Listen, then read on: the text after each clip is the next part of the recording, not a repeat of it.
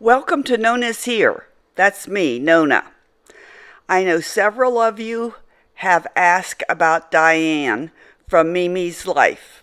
We haven't seen or heard from her on her YouTube channel for a long time. And I have been calling and leaving voicemail messages when it wasn't full. And I have text messaged her several times. But I know because she's told me that she's really bad about checking her voicemail and her text messages. But this morning I tried her one more time to call her, and lo and behold, her husband Casey answered the phone. And Casey knew who I was because we, Grumpy Grandpa and I, had visited Diane and Casey and her son and her four granddaughters last summer when they were vacationing here in Florida. We had gone to see them. So Casey knew exactly who I was with Grumpy Grandpa. So I got an update on Diane and what is going on, and it is pretty good news. So this is what's been happening. Diane got pretty sick right after Christmas. And you know how we all are. If we're sick, we just keep on going, like the bunny in the battery. We just keep going and going and going. Okay, so there's a picture of Diane and I when we visited them last summer. Excuse me. So she just kept going and going and going until she couldn't go anymore.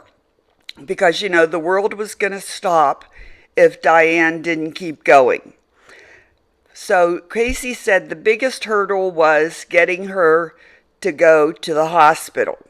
And she is in the hospital right now. And in fact, when I was talking to Casey, she was getting a blood transfusion. It seems that her blood count has gotten really low, and with a low blood count, she was suffering from severe fatigue. But now that she's in the hospital, the medical personnel are on top of it, and they are running tests to pinpoint why her blood count is low. And I'm sure she'll be doing much better after she gets a blood transfusion and her blood count gets up. So they're not sure why her blood count is low, but Casey was very positive about the fact that, number one, they finally got Mimi into the hospital, and number two, that they were now going to be running tests to pick the problem. So that is what is going on with Mimi.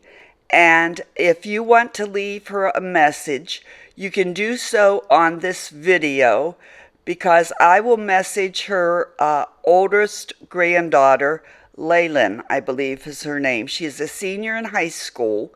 Then there's to access this video and read Mimi the messages. And then there's two granddaughters. I believe the next granddaughter is maybe a freshman in high school, and then the next granddaughter is in middle school, and then we all know little Abby, who may be now 4 years old, and then there's a son, and then of course Casey, and we got to meet them all. And so Mimi has a lot of family support, and I'm sure she'll be feeling better soon.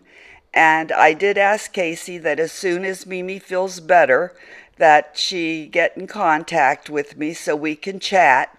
But it is great news that now Mimi is in the hospital and getting medical attention and will soon be on the road to recovery. So that is great news, and I am so thankful that Casey picked up the phone when I called, because it was frustrating that I couldn't get a hold of anyone. But Mimi is going to be fine. Casey was very positive, and we all send our love and prayers and good thoughts and hugs and kisses to Mimi. So that is the update. Thanks so much for watching. Hope to see you again at NonnasHere.